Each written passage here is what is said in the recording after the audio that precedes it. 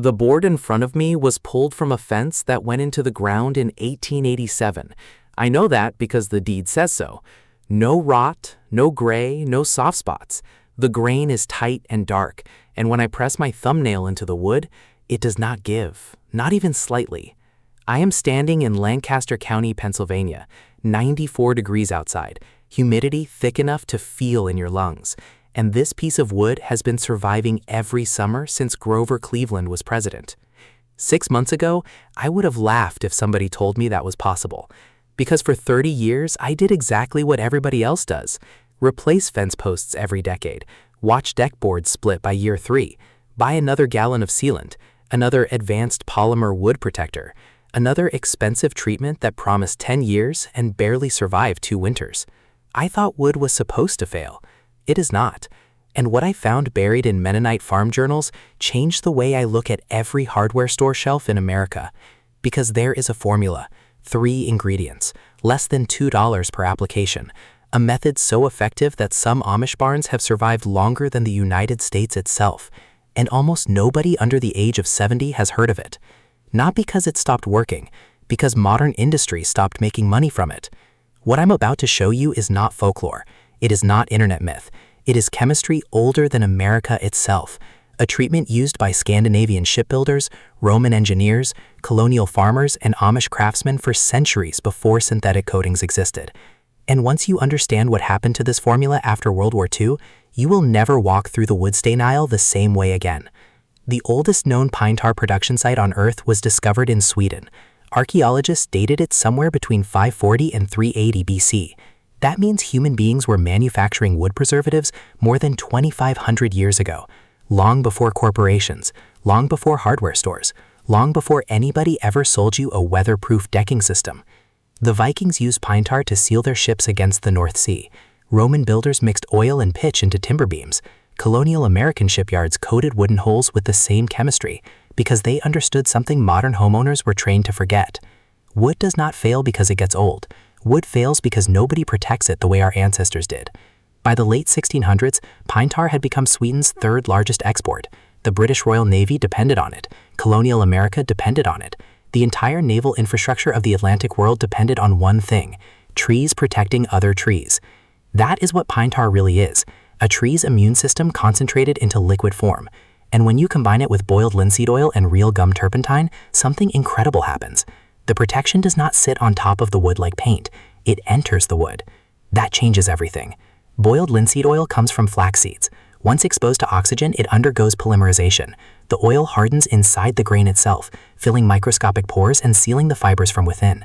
Modern polyurethane sits on the surface. Linseed oil becomes part of the wood. Penn State researchers confirm that boiled linseed oil penetrates dramatically deeper into wood fibers than synthetic surface coatings. But there is another ingredient nobody talks about anymore: real turpentine. Not the petroleum solvent sold at big box stores today. Real gum turpentine distilled directly from pine resin. And the difference between the two explains why millions of homeowners believe these old formulas stopped working, because they never actually used the real formula. When a pine tree gets wounded, it floods the damaged area with resin. That resin is nature's emergency repair system. It fights fungi, repels insects, blocks moisture, seals the wound. That resin becomes real turpentine.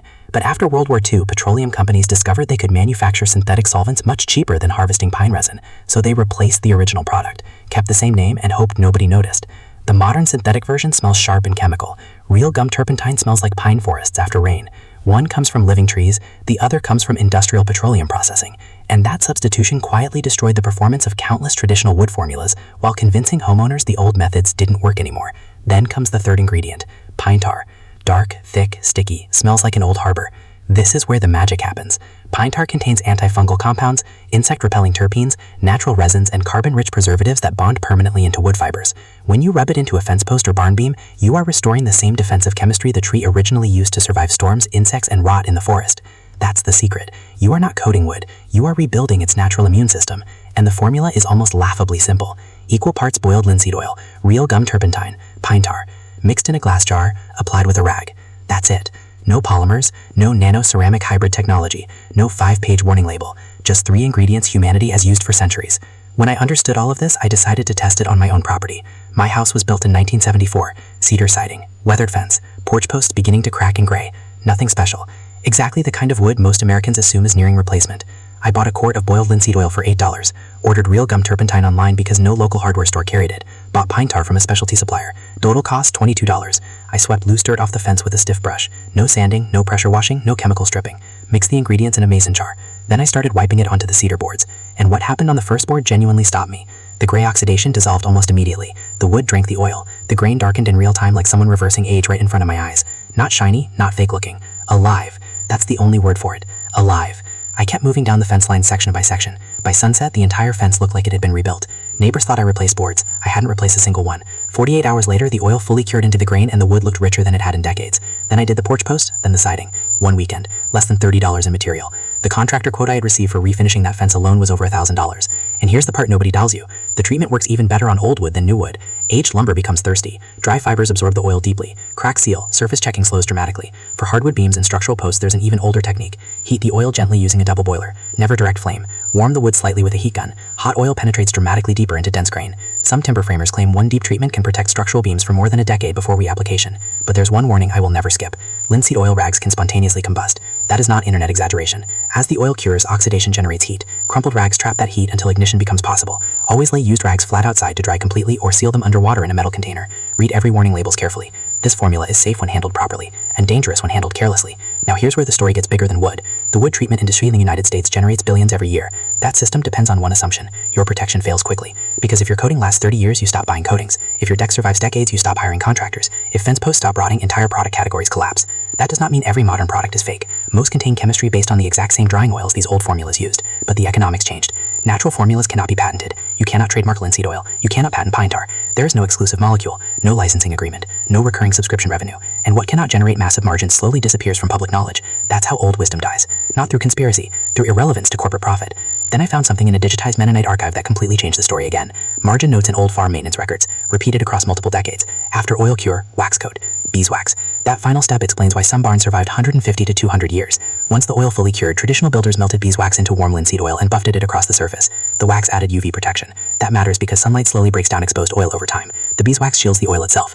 One protects the inside of the wood, the other protects the protection. Inside out, outside in. Together, they address nearly every mechanism through which wood fails. Moisture, sunlight, fungi, insects, expansion, drying, all of it. And a single block of beeswax cost less than lunch. Think about what that means. Some families spent generations replacing fences and decks because nobody told them a $25 maintenance system already existed. The Amish didn't invent this formula, they simply never stopped using it. That is the difference. Modern culture abandons old systems the second a newer product appears. The Amish keep using what works until something proves itself over generations. Not marketing campaigns, generations. That is why their barns survive. That is why their fences stay dark. That is why some of their outbuildings outlive the people who built them. And there is one final thing I need you to understand. The old builders never expected wood to be maintenance-free. That idea itself is modern marketing. They expected maintenance to be simple, cheap, natural, annual. A spring ritual instead of a financial crisis. One afternoon with a rag in a jar instead of a $5,000 replacement project. That mindset changes everything. Because once you stop thinking like a consumer and start thinking like a caretaker, your house changes. Your fence changes, your land changes. The old farmers understood that wood is alive even after the tree is cut. It expands, breathes, drinks, reacts. Modern coatings try to imprison wood beneath plastic shells. Traditional oils work with the material itself.